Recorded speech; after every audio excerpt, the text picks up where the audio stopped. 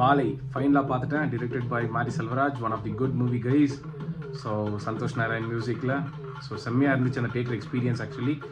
So மாரி செல்வராஜ் செம்ம screen play, செம்ம டைரெக்ஷன். அவர் லைஃப்பில் நடந்த சில இன்சிடெண்ட்டை வச்சு இந்த கதை பண்ணியிருக்காரு.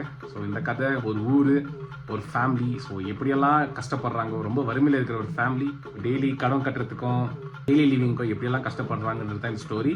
ரொம்ப அருமையாக காமிச்சிருக்காங்க. இந்த ஃபிலிம் ஸ்டார்டிங்கில் வந்து இந்த தேட்டருக்கு போனாக்கா அழுதுன்னு தான் வெளியே வரணும், லைக் அவ்வளோ எமோஷ்னலாக இருக்குது அப்படிலாம் நான் பார்த்த வரைக்கும் இந்த ஃபிலிம் சிட்டியில் இருக்கிற நம்மளுக்கு இது கனெக்ட் ஆகாது. பிகாஸ் நம்ம way of living is totally different. And இது வந்து நம்ம அப்பா, நம்ம தாத்தா, இந்த டெய்லி கூலி வயலில் வேலை செய்கிறவங்களுக்கு ரொம்ப கனெக்ட் ஆகும். One of the good movie to watch.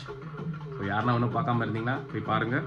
ஒரே ஒரு விஷயம், எந்த மூவி பார்க்குற மாதிரி இருந்தாலும் எக்ஸ்பெக்டேஷன் இல்லாமல் போய் பாருங்கள். அப்போ தான் சாப்பிட்றது தயிர் சாப்பாடாக இருந்தாலும் சுவையாக இருக்கும்.